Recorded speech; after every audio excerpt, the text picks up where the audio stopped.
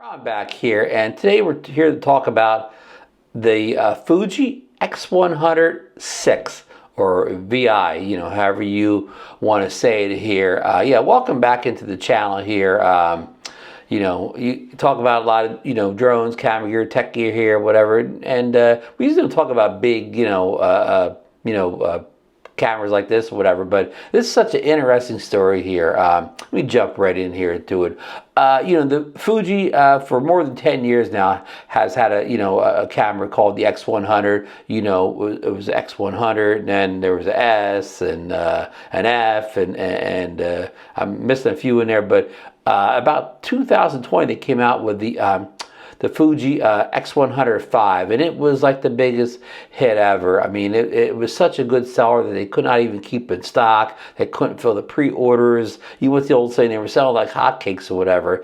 And this all happened around the time of COVID. And a lot of people say that this camera that it became popular because of TikTok. And now I'm not I don't know, I'm not a big TikTok person, whatever, but I kind of understood that TikTok was like, video centric, mostly videos. So I don't know how a camera that's mostly a photo centric camera became big on a video thing. So that's a head scratcher. So somebody explain that to me down below in the comments, but I digress here. So anyhow, this camera was like, the biggest thing gone for years. And I mean, they even when they stopped the 5 and started making a 6, I mean, they just, I guess just cancel orders. They never could fill all the 5 orders. And what makes this camera so amazing is in a day where kind of the full frame Sonys and Canons and, Nikons and whatever, just dominate, the market or whatever with this amazing,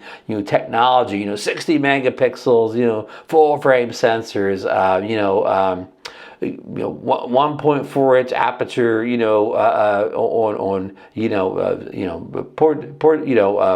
what do you want to call it, prime lenses, and great zooms and whatever. And here's a Fuji, X100, V, the 5 or the 6 come along, and it features a small, like a crop sensor, not a full frame, a crop sensor, and like a 26 megapixel, I'm talking about the 5 now, 20 megapixel sensor, and a fixed, lens on it, and it just kind of, outdoes all the these other cameras. And this, this went for like $14.99. I'm still talking about the 5, so it's a lot cheaper than the full frames. They're going for like $5 grand, but it was just, kind of lightning on a bottle there. It was something I don't know if we've ever seen in the camera industry for something that's sold, this fast and pre-orders and so on. So, okay, flash forward to, a week or two ago, I think it was around February 24th, Fuji started taking pre-orders, or their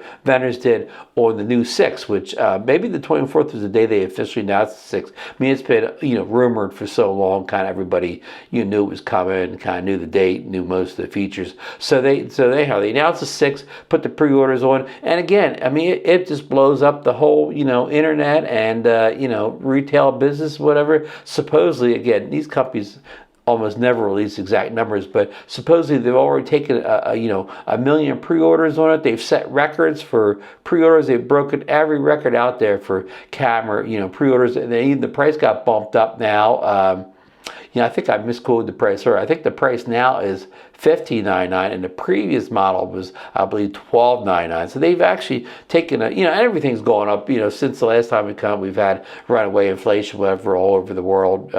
So a price bump was expected. But let me look at this again here. Yeah, it's $15.99 for the 6. And I think the previous 5 was either $12.99, $13.99. So we've taken a couple $100 price bump, and what we've added, to the 15, to the 6 from the previous 5. This one has a 40 megapixel crop sensor versus a 26 on the 5. And the 6 has a 35 millimeter equivalent f2 lens, which I believe it's the same exact lens that was on the previous model, the 5, that the 6 has. But another big thing that I think this is the biggest thing. It got an in-body, it has IBIS now, has an in-body image stabilization rate up to 6 EVs of correction. Now, it's a lot of dispute on the internet if it's 4 or 5, but I'm getting 6 here from DP Reviews here, not the official site. But anyhow, no matter, it had no IBIS before also. Now I have the IBIS on it, which allows you to shoot in show a slower shutter speed handheld. You do not need a tripod to take slower shutter speeds. I mean, extremely slow, you probably still do, but you can get a lot of nice slow shutters handheld now. So that's a big benefit, and I'll get to another benefit of IBIS here in a second here. It has the same hybrid optical electronic viewfinder. This is a rangefinder style camera. If you know what that means, it's kind of the wide one. It looks like an old school camera that maybe your grandfather shot with or something. Has 14 film simulations, and these are classic Fuji film simulations from when they were just mostly just a film company. Made rolls of film that you put in old film cameras. For anybody who doesn't remember film cameras, of course, shooting film is coming back now. See Peter McKinnon's channel. But it features 6.2K video capture and 10-bit recording. They've really upped their video game this time with the extra video quality, and it's a lot of they just upgrade the video overall. But that IBIS now will allow you, the in-body image stabilization will allow you to get smooth video handheld. Well, before, if you were shooting handheld video, it's hard to get smooth video if you were moving around. You mostly need to be on a tripod with a a film head or whatever, you move it around, where now you can get a lot of good handheld shots, even with slower speeds with the IBIS. So this is a big deal for video shooters or whatever, and people want to shoot slow surfaces. They want to do it handheld. They did not want to live on like a tripod, because this camera is one more thing. It has a built-in ND filter, which the other one had too, a 4-stop ND filter, which again going to help you keep your shutter under control here, and not have to screw on a bunch of ND filters all the time. And it has a tilt up and down rear touchscreen, but it tilts more than it did before. It still doesn't pop around to be like a selfie camera or whatever, so it's still more of a shooter's camera rather than a vlogger's camera. Also, it supposedly has improved autofocus or whatever, and that's a big deal for like the Sony shooters or whatever. They need that autofocus where I guess for video and pictures, where it can track the focus as a subject's moving through their frame or whatever. That's a big deal to a lot of people, sports shooters, and I guess even maybe wedding people as the brides are walking down the aisle and so on. So again, I'm sure this isn't a level of the Sony or whatever. This is a $5,000 camera, but this camera really, from what I see, and I've never owned an X100 Fuji, whatever, but from all the videos and people I've talked to and whatever, this isn't the same audience or whatever, like this. A lot of people buy the full frame Sonys. They're working professionals, they're wedding photographers, maybe real estate people. They have a kind of a niche market that they need these features is super duper autofocus, full frame, all these megapixels they need to crop in. Again, they need to follow fast moving subjects, and they just need all that. These cameras are worky or whatever. But I think a camera like the Fuji X100 VI, all of them, they're more aimed at kind of maybe a hobbyist or a professional photographer way that isn't necessarily shooting a gig per se, like a wedding or whatever.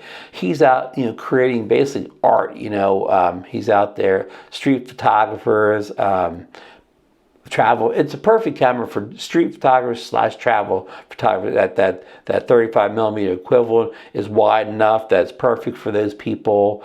A 50 is kind of too tight for that type of thing, but any water and you start to see a little like fisheyeing and distortion on the edges. So this is perfect for people like that. Very, very creative people, more artistic people, hobbyists that just want to get these much better, people that much better than cell phone quality. And cell phone snaps are good. I mean, today's generation of latest iPhones and stuff take terrific, pictures, but they're real sterile. They have no character to them. They're like,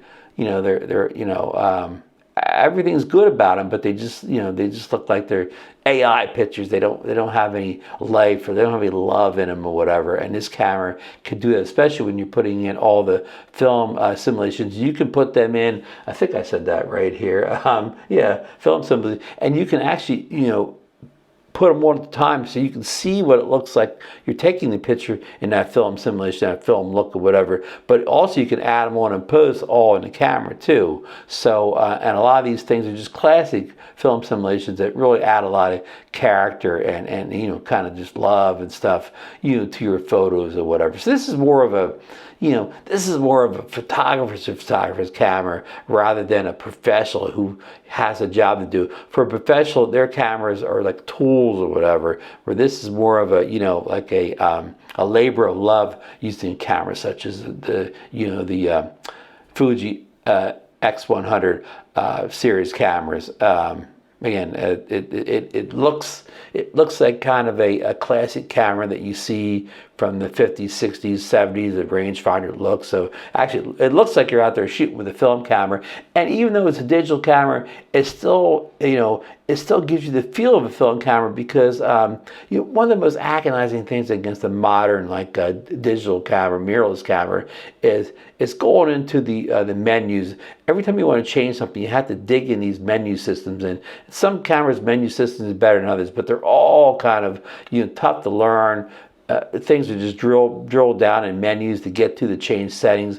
Where the the Fuji, right on top you have a old school dials for your shutter, your aperture, and your ISO. So basically, the pyramid of light there, or whatever. What's the old saying we learned in our old phone schools? They had that pyramid, that triangle of the three things that control, the most crucial things. So you control that all from dials right on top of the camera. You don't have to dig in a menu or set some kind of a custom ISO button with a knob or whatever. It's just all right there. It's just good, just like using an old film camera from for me, film camera from the 70s, 80s or whatever. I wasn't shooting in the 50s or 60s like some of the folks were, but it just gives you that kind of feel, whatever. Just brings out. I think you're going to get a little more creative with the camera, and also it's a smaller camera compared to these big full frames, so you kind of go less,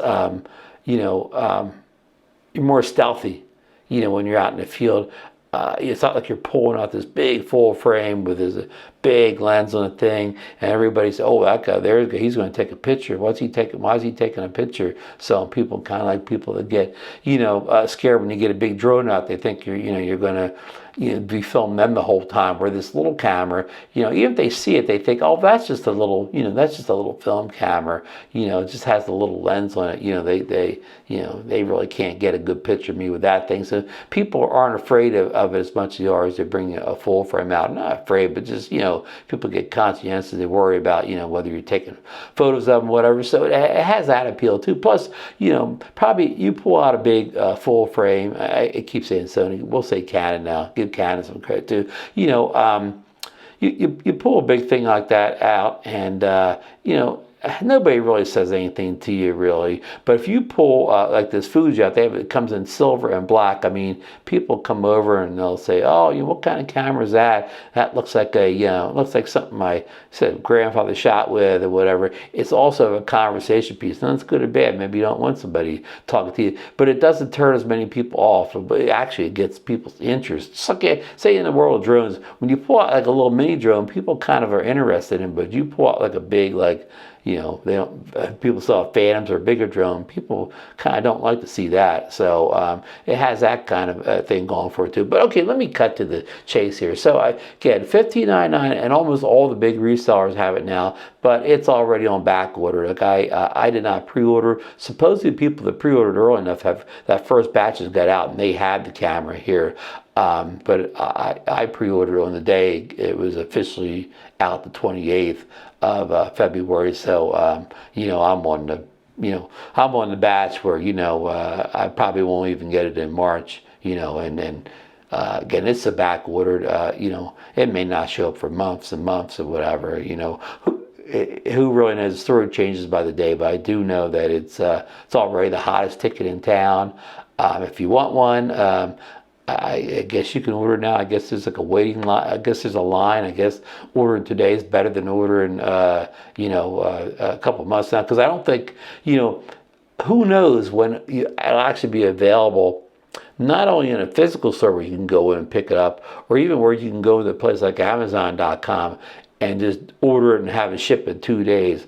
I don't think that day's coming anytime soon. So just by everybody I talked to and what I read about the availability of this camera here. So I think if you want to, you probably should order it just to get on a list. Because again, I think it's gonna be a long time for you to just pick one up or order one and have it shipped in a day or two. Do you think that's way down the road, maybe 6 months or more? And supposedly they were going to alleviate their problems. They built the X100 VI in Japan, and I guess the factory didn't have the capabilities to produce as many units that they sold or ordered.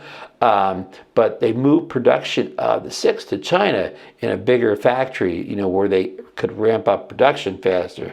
So maybe that factory will be able to ramp up and catch up to these orders quicker than you know, than I'm talking about here. Hopefully, you know, they do, and I'm all wrong about waiting 6 months to have it be available for, you know, 2-day shipping or whatever. So we'll see. As of right now, I mean, I ordered from BH Photo, but Adorama has it. A lot of the big places like that, but like Best Buy has it, but it's, you know, it's you know, you have to order. It's not, they don't actually have, like if you order from Best Buy, there's no ship time on it. And I haven't been on the phone.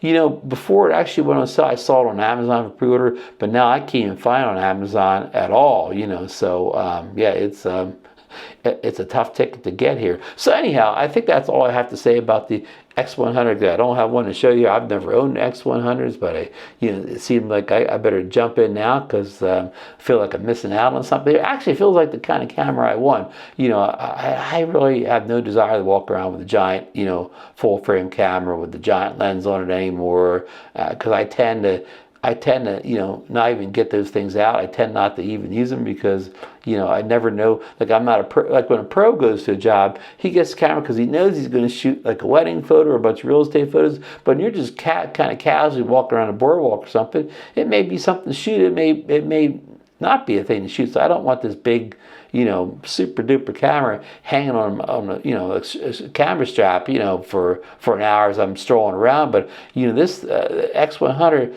it's not really pocketable, but it's almost pocketable, and it definitely, you know, wouldn't be a lot of weight on some kind of a shoulder strap or whatever. So anyhow, that's it. I hope you got something out of this video here. You know, again, that's just my take on what's going on with this, you know, X100 thing, and I will come back and update you if I get any information on when mine's going to arrive or any changes to shipping with it. So you know, give me the old thumbs up for this video. It helps get the video out to more people on YouTube than just my subs. And if you aren't a sub already, sub up here. I do a lot of camera, drone, technology, microphones, things like that, or whatever, for, you know, content creators, especially, you know, kind of non-professional content creators. And you know, so if you do subscribe, ring that bell so you know when I put a new video up. And that's it, folks. Thanks for stopping by the channel, checking me out, and we will see you on the next video, folks.